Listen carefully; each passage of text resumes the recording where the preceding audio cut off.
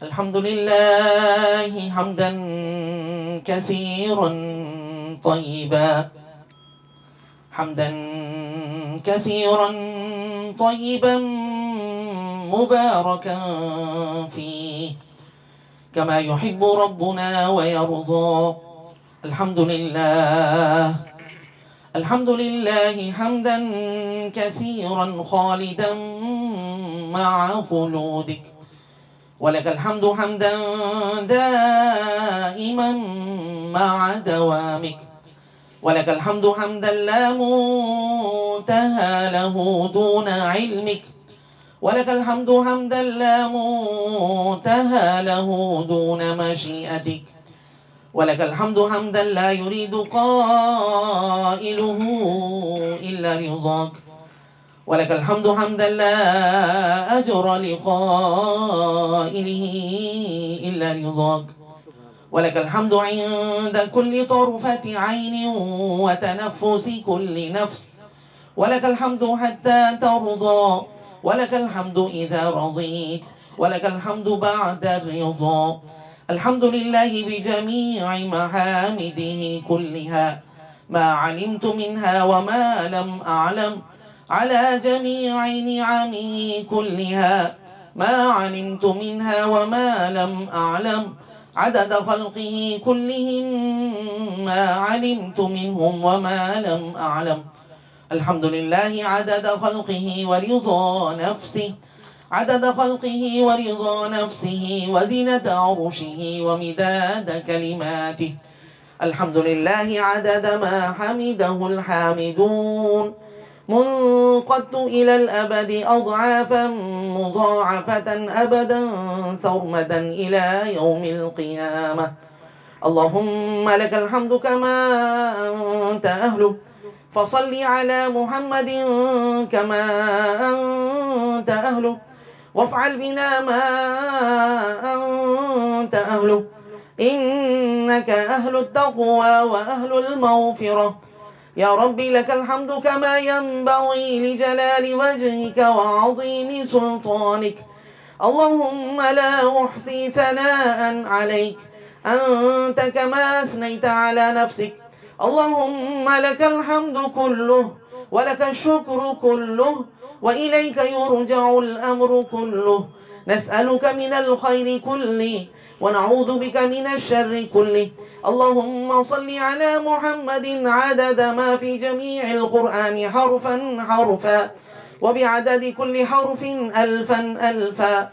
میرے محترم و مکرم واجب الاحترام معزز سامعین کرام، ماشاءاللہ سبھی دوست اخلاص والے، محبت والے، صرف اللہ کا ذکر سننے کے لیے اللہ کی محبت میں جمع ہوئے ہیں.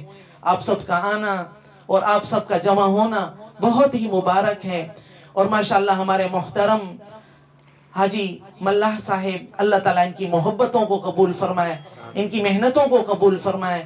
یہ چاہتے ہیں کہ انسان کی سب سے بڑی ضرورت، کھانے پینے سے بڑی ضرورت، گرمی میں پیاس سے زیادہ ضرورت، جوانی میں بیوی سے زیادہ ضرورت، دنیا کی ہر نعمت سے زیادہ ضرورت اگر کوئی چیز ہے تو وہ اللہ کی محبت ہے، اللہ کا خوف ہے، نبی اکرم صلی اللہ علیہ وسلم کی غلامی ہے، نبی صلی اللہ علیہ وسلم کا عشق ہے، نبی صلی اللہ تعالیٰ کا ذکر ہے. اس وجہ سے بہانے سے جو ان سے ہو سکتا ہے اپنی محنت کرتے ہیں. اللہ ان کی محبت کو، محنتوں کو، قربانیوں کو قبول فرمائے، اور اللہ تعالیٰ ہم سب کو اس دین کی محبت میں اتفاق اور اتحاد عطا فرمائے. اخلاص کے ساتھ اللہ کے دین کی محنت میں ہم سب کے سب لگ جائیں. حضرت ہم کچھ نہیں چاہتے ہیں، ہمارا کوئی مقصد نہیں، ہمارا مقصد صرف اتنا ہے کہ یہ جو جان اللہ نے دی ہے یہ ایک دن ختم ہو جائے گی، یہ جو جوانی نے اللہ نے دی ہے یہ بھی ختم ہو جائے گی، جو صحت اور خوشیاں اللہ نے دی ہیں یہ بھی ختم ہو جائیں گی. اچھا یہ ہے کہ ان سب چیزوں میں اللہ کو راضی کر کے چلے جائیں، اللہ کے حکموں کے مطابق، نبی صلی اللہ علیہ وسلم کے دین کے مطابق، تاکہ ہمیشہ ہمیشہ کی جو زندگی ہے اس میں ہم کامیاب ہوں، اس میں ہم عزت والے شمار ہوں، اس میں ہمیں خوشیاں اور راحتیں مل جائیں، وہاں ہمیں چین سکون اطمینان مل جائے تو سمجھ لیں کہ ہم کامیاب ہیں. اور اگر ہم نے اس کو بلا دیا اور دنیا کو سب کچھ سمجھا اور یہاں پر انہی چیزوں میں لگے رہے، اپنے کھانے اور پینے میں اور اپنی دنیا کی محنتوں میں اور دنیا میں کامیابیاں حاصل کرنے میں، دنیا میں عزتیں حاصل کرنے میں، دنیا میں راحتیں اور خوشیاں حاصل کرنے میں، یہ ہمارا ذہن ہے. لیکن اتنی بات تو ہے کہ یہ دنیا فانی ہے، عارضی ہے، ختم ہونے والی ہے، دھوکہ ہے. اس دنیا میں جو کامیابی ملے گی وہ بھی فانی ہے، عارضی ہے، ختم ہونے والی ہے، دھوکہ ہے. اس وجہ سے دنیا کی کامیابیوں پر، دنیا کی عزتوں پر، دنیا کی راحتوں پر اور دنیا کی خوشیوں پر کسی کو تکبر کرنے کی ضرورت نہیں ہے. کسی کو اس کی وجہ سے اترانے کی اور فخر کرنے کی اور بڑائی کرنے کی ضرورت نہیں ہے. حضرت یہ تو دنیا کا بھی اصول ہے نا. کہتے ہیں جب دو آدمی، حکیم لقمان نے بھی یہ بات کہی ہے. حکیم لقمان نے کہا دو آدمیوں کے درمیان اگر فیصلہ کرنا پڑے تو اس طرح ایک کی بات سن کر فیصلہ نہیں کر دینا، بلکہ اگر ایک آدمی آپ کے پاس روتا ہوا آئے اور آ کر یہ بات کہے کہ حضرت یہ میری آنکھ دیکھو نکلی ہوئی ہے، یہ میری آنکھ فلاں نے نکالی ہے، حضرت حکیم لقمان فرماتے ہیں اس کی بات سن کر فوراً دوسری کی بات سنے بغیر فیصلہ مت کر دینا، بلکہ دوسرے کو بھی بلانا، اس کی بات بھی سننا. ہو سکتا ہے اس نے پہلے اس کی 2 آنکھیں نکالی ہو سکتا ہے یا نہیں؟ شروعات اس نے کی ہو اور اس نے اس کی 2 آنکھیں نکالی ہو، اس نے بدلے میں اس کی 1 آنکھ نکالی ہو. اس وجہ سے جلدی میں فیصلہ مت کرنا. میں بھی یہی بات اسی سے لیتے ہوئے یہ بات کرتا ہوں. صرف دنیا میں کسی کی کامیابی کو دیکھ کر، صرف دنیا میں کسی کی عزت کو دیکھ کر، صرف دنیا میں کسی کی راحتوں کو دیکھ کر، صرف دنیا میں کسی کے چین سکون اطمینان کو دیکھ کر واقعی اس کو کامیاب مت سمجھ لینا، واقعی اس کو عزت والا مت سمجھ لینا، واقعی اس کو کامیاب اور سل بلند مت سمجھ لینا. کیونکہ دنیا کے ساتھ آخرت بھی ہے. جب آخرت آ جائے اور آخرت کے اندر اللہ تعالیٰ جب نامہ اعمال تقسیم کریں، آخرت کے اندر جب اعمال تلنے لگیں اور آخرت کے اندر جب پل صراط پار کر جائے اور وہاں پر جب اعلان ہو جائے کہ یہ کامیاب ہے، ہاں اب اس کو کامیاب سمجھو. وہاں پر اگر اعلان ہو جائے یہ عزت والا ہے، ہاں اس کو عزت والا سمجھو. اور اگر وہاں پر اللہ ہم سب کو معاف فرما دے. ہم اس دنیا میں اسی لیے ہیں تاکہ ہم اس کی تیاری کریں، اس کی محنت کریں. اس وجہ سے یہاں پر ہمیں کسی چیز پر خوش ہونے کی ضرورت نہیں ہے.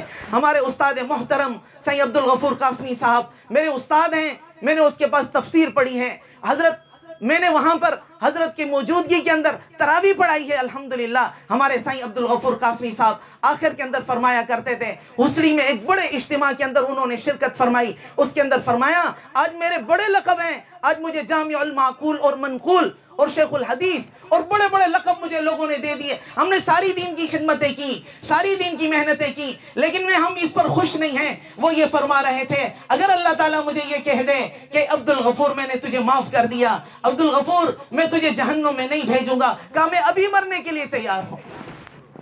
حضرت ہم نے تو آخرت کو بلایا ہوا ہے، ہم تو آخرت کو کچھ سمجھتے نہیں ہیں.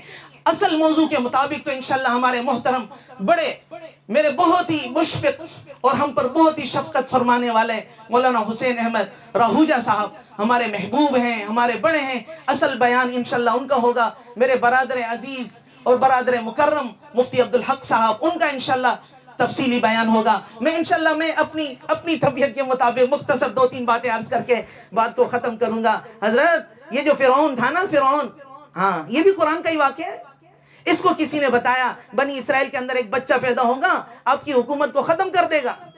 اور اس کے بعد فرعون کی طاقت کتنی تھی؟ فرعون کے پاس اتنی طاقت تھی آج اس دنیا کے اندر، پاکستان کے اندر جتنے، میں مذاق میں کہہ رہا ہوں اپنے الفاظ میں، جتنے وڈیرے ہیں، جتنے سردار ہیں، جتنے نواب ہیں، جتنے خان ہیں اور جتنے ایم این اے، ایم پی اے، وزیر اور مشیر اور عدالتوں کے اور ججوں کے اور ہمارے صدر، یہ سارے جمع کرو، یہ ایک فرعون کی طاقت کو نہیں پہنچ سکتے. ایک فرعون میں اس سے زیادہ طاقت تھی اور اس فرعون نے اپنی پوری طاقت لگا دی، اپنی پوری عقل، اپنی پوری سمجھ، اپنی پوری تدبیر اس بات کے اوپر کہ یہ جو انہوں نے مجھے بتایا ہے کہ میری حکومت ختم ہوگی، یہ نہیں ہو سکتا. اللہ تعالیٰ نے ایک چیز کا فیصلہ کیا اور فرعون اپنی عقل کے مطابق اس کو نہیں مانتا اور اپنی ساری طاقت لگاتا ہے. اس نے یہ کیا کہ بھئی میں یہ تمہیں فیصلہ دیتا ہوں، میں تمہیں یہ حکم دیتا ہوں، میرا حکم اور میرا کہنا قانون کے برابر ہے. آج کے بعد بنی اسرائیل کے اندر جو بچہ پیدا ہوگا بغیر کسی سے پوچھے اور بغیر کسی سے ڈرے، میری فوجیں اور میرے جاسوس اس کے پاس جائیں گے اور وہاں سے ان کے ماں باپ باپ سے ان کا بچہ چھینیں گے,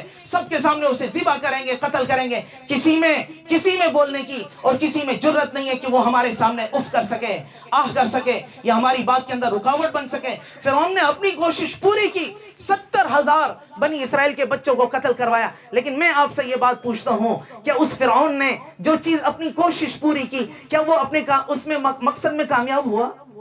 نہیں. وجہ کیا تھی؟ وجہ یہ تھی کہ دوسری طرف اللہ کا فیصلہ تھا. وجہ یہ تھی کہ دوسری طرف اللہ تعالیٰ نے ایک تقدیر مقرر کی تھی. وجہ یہ تھی دوسری طرف اللہ ایک بات کہہ چکا تھا اور اللہ ایک بات کرنا چاہتا تھا. میں اپنی مرضی میں اور اپنے الفاظ میں کہنا چاہتا ہوں, یہ تو ایک فرعون تھا, ساری دنیا کے فرعون ہوتے, یہ تو ایک اکیلا فرعون تھا. اس کے ساتھ قارون بھی ہوتا, اس کے ساتھ شداد بھی ہوتا, اس کے ساتھ نمرود بھی ہوتا. یہ تو ایک فرعون تھا. دجال بھی آ جاتا, ابو جہل بھی آ جاتا, پوری دنیا کی قومیں اس کے ساتھ ہوتی, اور اس کے بعد قوم عاد ہوتی, قوم سمود ہوتی, قوم سبا ہوتی, قوم شعیب ہوتی, سب کے سب ہوتے, اور اللہ کے فیصلے کو ٹالنا اور اس کو پیچھے کرنا اور اس کو مؤخر کرنا چاہتے. اللہ کی قسم, اللہ کی قسم, اللہ کی طاقت اور اللہ کی قدرت اتنی ہے کہ یہ اللہ کے فیصلے کو نہ مؤخر کر سکتے, نہ کینسل کر سکتے, نہ روک سکتے. ایسی زبردست ہے اللہ کی طاقت. ہم نے اللہ کو سمجھا کب ہے؟ ہم نے اللہ کو پہچانا کب ہے؟ ہم نے اللہ تعالیٰ کی طاقت کو اور قدرت کو پہچانا نہیں ہے, اس وجہ سے اپنی مرضی کر رہے ہیں. ورنہ تو بڑے بڑے فرعون اللہ کے سامنے کچھ نہیں ہے. اور اس کے بعد اگلی جو بات ہے وہ یہ ہے کہ اچھا, ایک فرعون اپنی پوری طاقت لگا کر اللہ کے حکم اور دین کے خلاف, وہ یہ چاہتا تھا کہ میں ہمیشہ حکومت میں رہوں اور میری حکومت کو کوئی ختم نہ کرے. اس نے اللہ کا دین نہیں دیکھا اور اللہ تعالیٰ کے نبیوں کی بات نہیں سنی, ان کی تکذیب کی. اگر مثال کے طور پر وہ حضرت موسیٰ علیہ السلام کی بات مان لیتا. حضرت موسیٰ ان کے کوئی دشمن تھے؟ حضرت موسیٰ تو ان کو یہی بتانے آ رہے تھے کہ دیکھ تیرے اوپر اللہ کے انعامات اور احسانات اور اللہ کی مہربانیوں کو دیکھ, اور اسی اللہ کا تو مقابلہ کر رہا ہے. اس وجہ سے ہم تیرے دشمن نہیں ہیں, لیکن تیری اس تکذیب کی وجہ سے اور ناشکری کی وجہ سے اور اللہ کا مقابلہ کرنے کی وجہ سے, یہ جو تو اپنے آپ کو خدا بنا کے بیٹھا ہے, ایسا نہ ہو کہ دنیا میں اللہ کا تیرے اوپر عذاب آ جائے. حضرت موسیٰ تو اس کے خیر خواہ تھے, دشمن نہیں تھے. لیکن فرعون اپنے تکبر میں اس نے حضرت موسیٰ علیہ السلام کو تو کچھ سمجھا ہی نہیں, اور اپنی اسی مستی کے اندر وہ رہا. اور اس کے بعد میں آپ سے ایک بات پوچھنا چاہتا ہوں کہ اس نے کیا اللہ تعالیٰ کے حکموں کے خلاف, کیا وہ کامیاب ہو گیا تھا؟ کیا وہ سربلند ہو گیا تھا؟ کیا اس نے اپنی عزت بچا لی؟ اب اگلی بات ہم سب کو دیکھنی چاہیے. اپنے دلوں کو دیکھیں, اپنی سوچوں کو, اپنی فکروں کو, اپنے خیالوں کو, اپنی نیتوں کو اور اپنے مقصد کو دیکھیں, اور پھر ہم بتائیں. ہم نے اللہ تعالیٰ اگر کامیابی دین میں کہتا ہے, اللہ عزت دین میں کہتا ہے, اللہ تعالیٰ راحت اور خوشیوں کو دین میں بتاتا ہے, چین سکون اطمینان کو دین میں بتاتا ہے, اور یہ سب حی علی الفلاح, حی علی الفلاح, کامیابی نماز میں بتاتا ہے. اور ہم اپنی سوچ کے مطابق, اپنی سمجھ کے مطابق, اپنی عقل کے مطابق, اپنی مرضی کے مطابق, اپنی منچاہی کے مطابق, ہم شیطان کے کہنے پر یا ہم لوگوں کے پیچھے, ہم اس اللہ کو چھوڑ کر ہم چاہتے ہیں کہ ہم کامیاب ہوں, ہم چاہتے ہیں کہ ہمیں عزتیں ملیں, ہم چاہتے ہیں کہ ہمیں راحتیں ملیں, ہم چاہتے ہیں کہ ہمیں خوشیاں ملیں, ہمیں چین سکون اطمینان ملے. میں آپ سے پوچھتا ہوں, فرعون نے اپنی پوری طاقت لگا کر جب وہ کامیاب نہ ہو سکا, کیا ہم فرعون سے زیادہ طاقتور ہیں؟ کیا ہم فرعون سے بڑے نواب ہیں جو اللہ کے حکموں کے خلاف؟ وَلَن تَجِدَ لِسُنَّةِ اللَّهِ تَبْدِيلًا وَلَن تَجِدَ لِسُنَّةِ اللَّهِ تَحْوِيلًا وَمَنْ أَصْدَقُ مِنَ اللَّهِ قِيلًا وَمَنْ أَصْدَقُ مِنَ اللَّهِ حَدِيثًا إِنَّكَ لَا تُخْلِفُ الْمِيعَادَ. مطلب صرف یہ ہے, جو اللہ نے بات کہی ہے, اللہ اپنے وعدے کے خلاف نہیں کرتا. اللہ کی ساری باتیں سچی ہیں, اللہ کی عادت اور اللہ کی طبیعت بدلتی نہیں ہے. جو اللہ نے کامیابی قرآن میں بتائی ہے, اپنے حکموں میں بتائی ہے, نبی کے طریقے میں اور دین میں بتائی ہے, ہم فرعون سے بڑے نواب نہیں ہیں حضرت. اللہ کرے کہ ہم اس کو سمجھیں بس. اور اگلی بات, وہ جو حضرت موسیٰ علیہ السلام کی ماں تھی, آج بیٹھ کے بعد میں نے یہی بات کی اپنے انداز میں, تو اصل میں بڑے موجود ہیں, اس وجہ سے میں صرف مختصر بس یہ 2 باتیں کر کے اپنی بات کو مختصر کروں گا. حضرت موسیٰ علیہ السلام کی جو ماں تھی, اس نے کہا یا اللہ, یہ فرعون ہے, اس نے فیصلہ کر دیا, بچے شہید ہو رہے ہیں, بچوں کو قتل کیا جا رہا ہے, میں اپنے بچے کو کیسے بچاؤں گی؟ میں اکیلی کمزور عورت, اس حکومت سے مقابلہ کرنا میرے بس میں نہیں, میری طاقت میں نہیں. اللہ نے فرمایا, یعنی میرے الفاظ ہیں کہ تمہیں پریشان ہونے کی ضرورت نہیں ہے, تمہیں فرعون کا مقابلہ کرنے کی ضرورت نہیں ہے, تمہیں کچھ کرنے کی ضرورت نہیں ہے. وَأَوْحَيْنَا إِلَىٰ أُمِّ مُوسَىٰ أَنْ أَرْضِعِيهِ فَإِذَا خِفْتِ عَلَيْهِ فَأَلْقِيهِ فِي الْيَمِّ وَلَا تَخَافِي وَلَا تَحْزَنِي إِنَّا رَادُوهُ إِلَيْكِ وَجَاعِلُوهُ مِنَ الْمُرْسَلِينَ. موسیٰ علیہ السلام کی ماں, تو فکر مت کر، تو اس کو اپنا دودھ پلا بس. اور اس کے بعد اگر تجھے لگے کہ فرعون کے جاسوسوں کو پتہ چل جائے گا اور وہ جا کر اس کو بتا دیں گے اور فرعون اس کو قتل کرنے کا منصوبہ بنا دے، زیادہ بات نہیں ہے، بات صرف اتنی ہے، اس کو دریا میں اور سمندر میں ڈال دینا، بس تیرا کام ہے اس کو ہمارے حوالے کرنا، ہمارا کام ہے اس کی حفاظت کرنا. پھر اللہ نے کی کہ نہیں کی؟ حالانکہ اب ایک بات ہے اس کے اندر، وہ یہ، اگر وہ ہماری طرح ہوتی، اگر اس کو اللہ پر پورا یقین نہ ہوتا، اللہ کی باتوں پر پورا یقین، اعتبار نہ ہوتا، وہ کہتی یا اللہ یہ تو میرے پاس ہے تو پھر بھی میں کچھ نہ کچھ کہیں نہ کہیں چھپا دوں گی، کہیں نہیں اس کو ادھر کہیں نہ کہیں کر دوں گی، لیکن سمندر میں دریا میں ڈالوں چھوٹا دودھ پیتا بچہ، اگر اس کے پیچھے سانپ لگ جائے، اگر اس کے پیچھے بچھو آ جائے، اگر اس کے اندر مگرمچھ نکل آئے، 100 قسم کے مسئلے ہیں.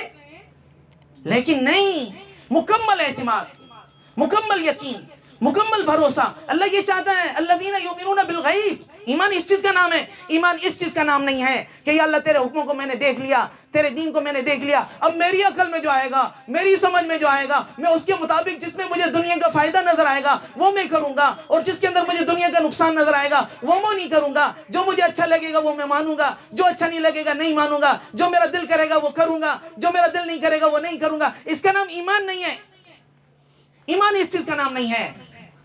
ان الذين يكفرون بالله ورسله ويريدون ان يفرقوا بين الله ورسله ويقولون نؤمن ببعض ونكفر ببعض ويريدون ان يتخذوا بين ذلك سبيلا اولئك هم الكافرون حقا.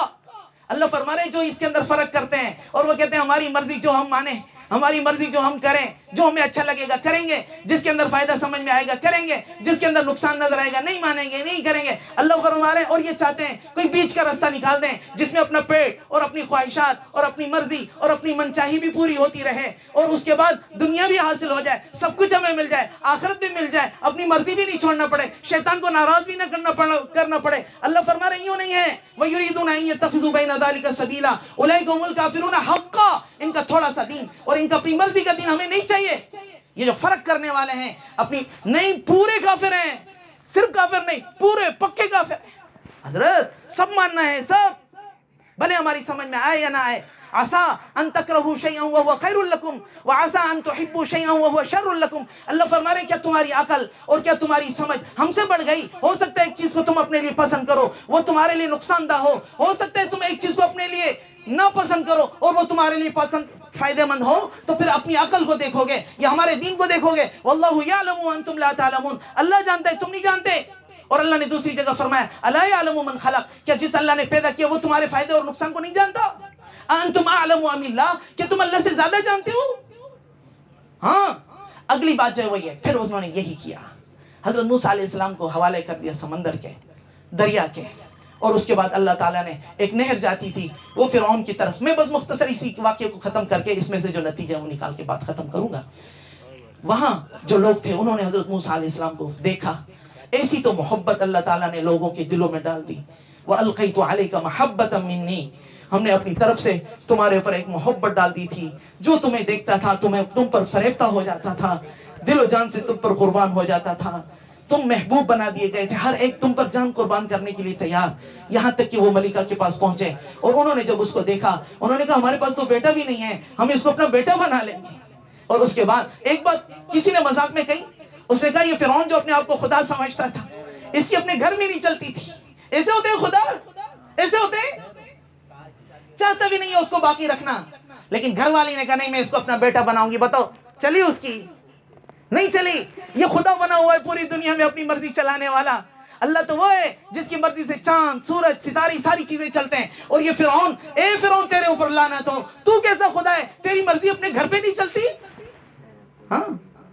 اور اس کے بعد اللہ تعالیٰ نے وہاں پر حضرت موسیٰ علیہ السلام کی جو والدہ تھی ان کو ان کی بہن وہ پیچھے پیچھے چلی، کہا یہ دودھ پلائے گی. اب ان کو جب بلایا گیا انہوں نے کہا کہ بھائی تمہارا بچہ ہے، تم اگر چاہو تو میں اس کو اپنے گھر پہ پلاؤں گی، یہاں نہیں، کیونکہ میرے وہاں پر شوہر بھی ہے بچے بھی ہیں، اس وجہ سے میں اپنے گھر پر جا کر پلاؤں گی دودھ، ورنہ نہیں. تو پھر اس کے بعد حضرت موسیٰ علیہ السلام ان کی ماں کے اللہ تعالیٰ نے حوالے بھی کیا.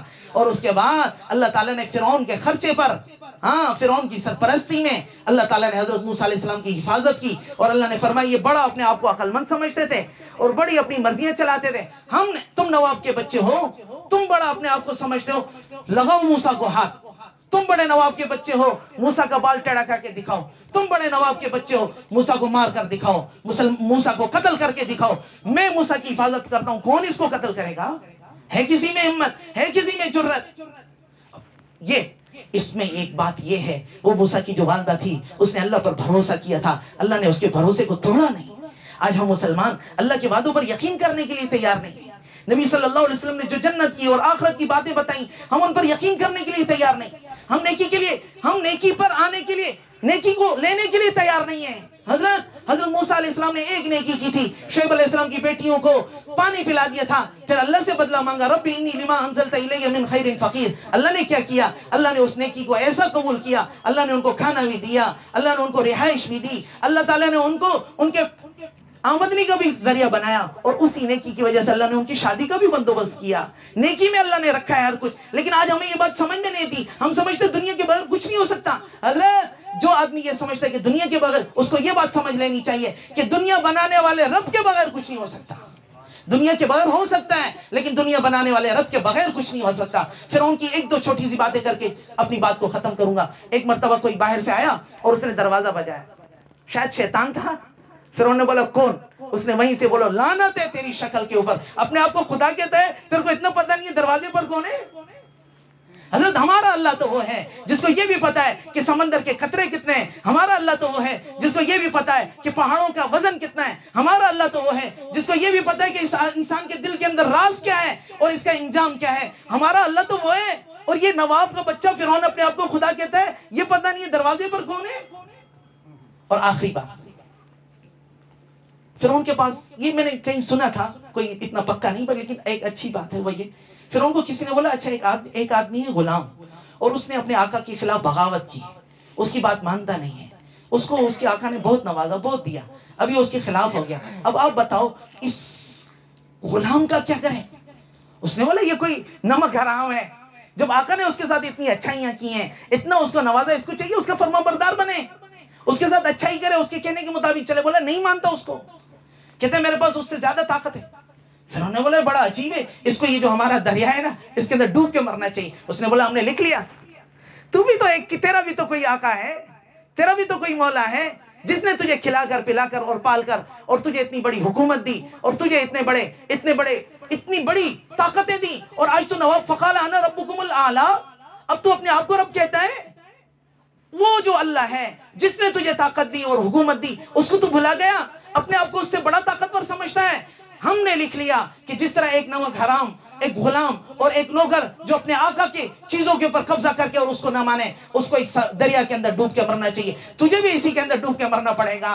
ہاں، اور اللہ تعالیٰ نے یہ چیز بھی، اس کی لاش کو اللہ تعالیٰ نے محفوظ فرمایا۔ اللہ نے فرمایا دیکھ لو اس کو، یہ لعنت، اس کی شکل کو دیکھو، اس کی منحوس شکل کو دیکھو، یہ اپنے آپ کو خدا کہتا تھا، ایسے ہوتے ہیں خدا۔